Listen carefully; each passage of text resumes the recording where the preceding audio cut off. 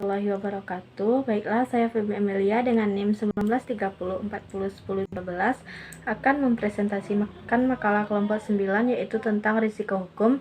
Saya bersama dengan teman saya Yuni Permatasari dengan NIM 1930401024. Baiklah, saya akan menjelaskan yang pertama yaitu pengertian risiko hukum. Menurut Wikipedia, risiko hukum adalah risiko yang timbul karena ketidakmampuan manajemen perusahaan dalam mengelola munculnya permasalahan hukum yang dapat menimbulkan kerugian atau kebangkrutan bagi suatu perusahaan. Jadi, risiko hukum adalah risiko dari ketidakpastian tindakan atau tuntutan hukum atau legal action atau ketidakpastian dari pelaksanaan atau interpretasi dari kontrak, hukum, atau peraturan.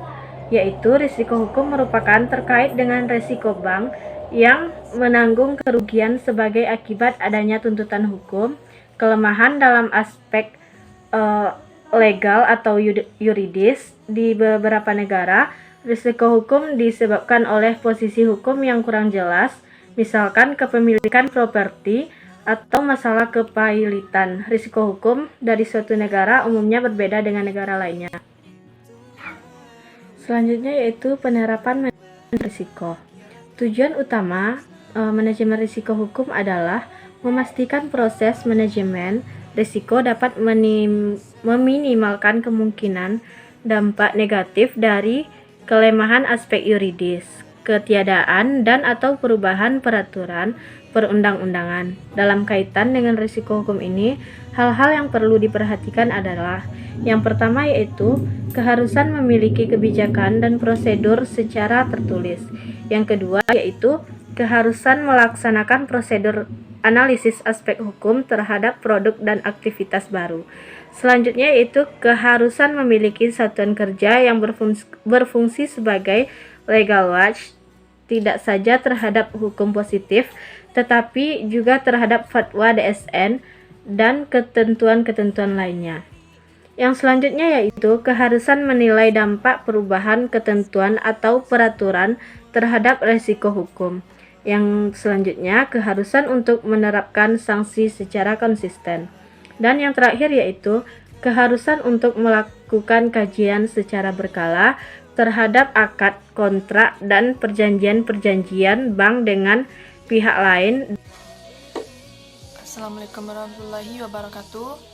Baiklah, saya Yuni Permatasari, NIM 1930401024 dari kelompok 9 bersama rekan saya Feby Amelia. Saya akan melanjutkan penjelasan tentang sistem pengendalian internal terhadap risiko hukum. Sistem pengendalian internal yang menyeluruh pada proses manajemen risiko hukum dilakukan dengan proses kaji ulang secara berkala. Proses pengelolaannya dilakukan sebagaimana telah diuraikan pada pembahasan sebelumnya. Pelaksanaan pengendalian risiko hukum yang melekat pada seluruh fungsi organisasi baik yang secara langsung maupun tidak langsung menangani kegiatan yang berkaitan dengan risiko hukum. Antara lain yang pertama, bagian hukum melakukan kajian ulang secara berkala terhadap kontrak antara bank dengan pihak lain di luar bank. Yang kedua, penerbitan dokumen bank seperti garansi bank, perjanjian pembelian, perikatan kerjasama, dan lain-lainnya selalu didukung oleh dokumen yang lengkap. Yang ketiga, memastikan telah terselenggaranya risiko hukum. Selanjutnya, dalam rangka pengendalian risiko hukum, Divisi Operate Legal melakukan strategi risiko hukum dengan berfokus kepada 3 faktor. Faktor yang pertama yaitu faktor litigasi. Pada faktor litigasi ini, langkah pengendalian yang dapat dilakukan oleh bank yang pertama yaitu penanganan sengketa dalam tahap pralitigasi, yaitunya pendampingan hukum. Yang kedua, pemberian pendapat hukum. Penanganan yang selanjutnya yaitu penanganan sengketa dalam tahap litigasi, yang terdiri dari pendampingan hukum, penanganan litigasi atau beracara di pengadilan. Yang selanjutnya penanganan litigasi beracara atau beracara di luar pengadilan seperti melakukan mediasi, arbitrase, dan sebagainya. Pemberian pendapat hukum, legal atau opinion. Faktor yang kedua yaitu faktor kelemahan. Faktor kelemahan dimaksudkan bahwa dalam melaksanakan usaha bank, berbagai kelemahan muncul sejalan dengan lahirnya berbagai bentuk kerjasama dengan pihak selain bank, yaitunya nasabah maupun lembaga lain. Faktor kelemahan ini dapat berbeda antara satu bank dengan bank lainnya. Namun pada prinsipnya, hal-hal yang perlu diperhatikan terhadap faktor kelemahan ini adalah sama. Faktor yang ketiga yaitu faktor ketiadaan atau perubahan peraturan perundang-undangan.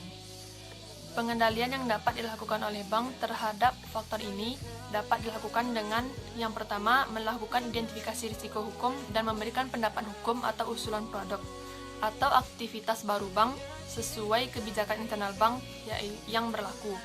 Yang kedua, melakukan review terhadap ketentuan peraturan perundang-undangan serta standar best practice perbankan atau ketentuan baru maupun perubahan. Yang selanjutnya, melakukan penyesuaian atas kebijakan atau prosedur maupun standar perjanjian atau dokumen atau formulir bank sebagai tindak lanjut atas perubahan peraturan perundang-undangan atau standar best practice perbankan. Kemudian, dalam rangka meningkatkan pemahaman dan kepedulian terhadap risiko hukum, maka Divisi Operat Legal harus memberikan pelatihan dan sosialisasi kepada seluruh unit kerja dan staf perbankan mengenai aspek-aspek hukum dalam proses pelaksanaan transaksi di bank, studi kasus terhadap permasalahan hukum yang lazim terjadi, serta langkah-langkah pencegahan atau mitigasi atas risiko hukum yang mungkin terjadi dalam operasional bank. Manajemen bank dapat menunjuk dan memberikan kewenangan kepada unit kerja di bank selain Divisi Korporat Legal untuk melaksanakan pengelolaan risiko hukum di bawah koordinasi Divisi Korporat Legal, seperti Divisi Asset Recovery Management, Tim Penanganan FRAUD, dan Human Capital Service Industrial Relation, dengan mengacu kepada struktur organisasi dan kewenangan masing-masing yang telah ditetapkan oleh kebijakan dan prosedur internal bank. Baiklah, sekianlah presentasi dari kelompok 9. Terima kasih atas perhatiannya. Mohon maaf apabila ada kesalahan. Saya akhiri dengan Assalamualaikum warahmatullahi wabarakatuh.